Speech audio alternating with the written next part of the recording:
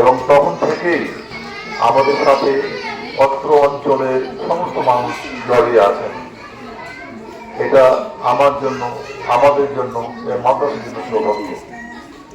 আল্লাহ সুবহানাহু ওয়া তাআলা আমাকে, আপনাদেরকে সকলকে মঙ্গল দান করুন। 10 মিনিটের পরিকার হারিয়ে দিতে নাই। একটু আগে মনোয়ার যে কথাটি বলেছে কমলদা প্রসঙ্গে, এটা আপনারা সবাই খেয়াল করেছেন যে এই কাজগুলি খুবই প্রয়োজন সমাজের জন্য, কিন্তু এটা এককভাবে করা সম্ভব নয়।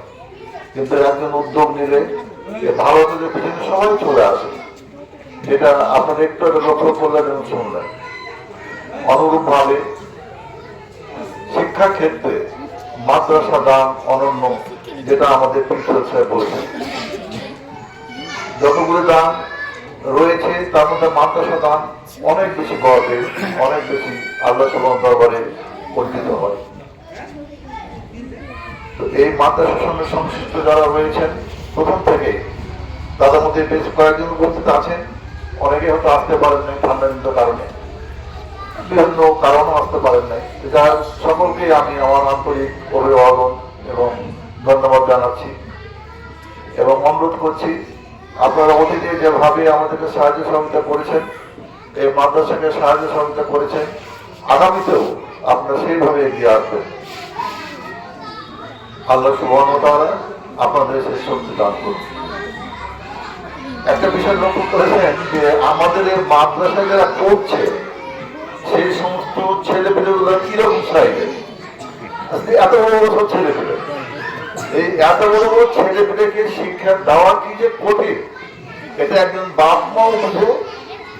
আর এখানে যখন যারা শিক্ষক আছেন তারাও বড় ধর্ম, কে কাঁদতেছে, কে চিমটি কাটতেছে, কে কি করতেছে ভাই ঠিক নাই। কোথায় লেখাপড়া, কোথায় বই, কোথায় কলম, কোথায় খাতা, ওই টিচারদেরকে ঘুরে ঘুরে দিয়ে তাদেরকে জড়িয়ে দিতে হয়। ভাই তোমার ভালো তুমি এটা লেখো, তুমি বাইরে যেটা বলবা, ওই পর্যন্ত। তাহলে এই সমস্ত বাচ্চাদের শিক্ষাদান করাটা, শিক্ষা দেওয়াটা, দুজন সদ্য শিক্ষক এখানে আছেন, ওরা উপলব্ধি করতে পারছেন যে এই ছোট পিছিয়ে পিছিয়ে বাচ্চাগুলোকে শিক্ষা দেওয়া কতটা কঠিন। ওনারা শিক্ষা দিয়েছেন কিছুটা বড় ছেলে পেলেদের, কিন্তু একেবারে এইরকম নাক দিয়ে মোটা করছে এরকম ছেলে পেলেদের শিক্ষা দেওয়া সত্যি কঠিন। আমি এই জন্য এই প্রতিষ্ঠানের শিক্ষকদের ধন্যবাদ জানাই যে তারা শত কষ্ট স্বীকার করেও এই কাজটি তারা চালিয়ে যাচ্ছে। এখন আসি যে আমাদের সময় কিন্তু এই সুযোগটা ছিল না। আমরা যখন ছোট ছিলাম, মতো এত বড় ছিলাম, কোথায় মাদ্রাসা, কোথায় মসজিদ। এইখানে একটা মসজিদ ছিল, তার হাতে গোনা মুসল্লি ছিল 10 জন, ওই পাড়া থেকে এই পাড়া পর্যন্ত। এখন ইনশাআল্লাহ দেখেন যে যুগ এবং জামানা পরিবর্তনের জন্য এই মসজিদে আমরা একজন শিক্ষিত ইমাম পেয়েছি, মসজিদ পেয়েছি এবং সুষ্ঠুভাবে পরিচালনা করবার জন্য কমিটি রয়েছে। তখন কিন্তু ছিল না। অনুরূপ ভাবে আমরা যদি সেই সময় সুযোগ সুবিধা এইরকম পেতাম, তাহলে যেন না যদি কিভাবে হয়ে যেতাম। আল্লাহ সুবহানাহু ওয়া তাআলার পক্ষ থেকে সে ধরনের সুযোগ আমরা পাইনি, হয়তো আল্লাহ যা মঙ্গল রেখেছেন তাই আমরা পেয়েছি। তো পরবর্তী সময়ে আমাদের বড় আজিজুর রহমান মিয়া, উনি মাদ্রাসায় অল্প কিছু জমি দান করছিলেন এবং ওনার ইচ্ছা ছিল যে একটা মাদ্রাসা প্রতিষ্ঠা করব, এবং সেই হিসাবে এইখানে একটা মাদ্রাসার ঘরও করা হয়েছিল। তো সেই সময় আমাদের নওশাদ আলী সাহেব, উনি মাদ্রাসার শিক্ষক ছিলেন এবং পড়াশোনা করাতেন।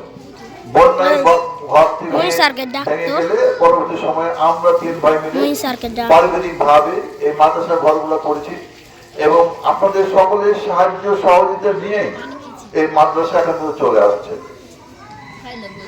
এই মাদ্রাসায় লেখাপড়ার শিক্ষার সাথে সাথে আরো কিছু কার্যক্রম আমরা করবার চেষ্টা করছি।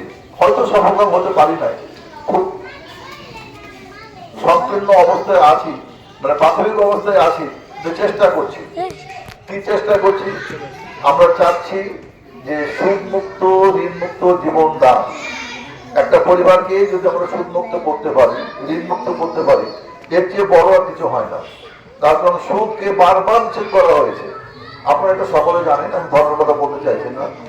তো উদ্দেশ্য হচ্ছে যে আমরা না পারলেও অন্তত একটা পরিবারকে যেন ঋণ মুক্ত সুদ মুক্ত করতে পারি, তার চেষ্টা চালিয়ে যাচ্ছি। হয়তো সফলতা এখন হতে পারি না।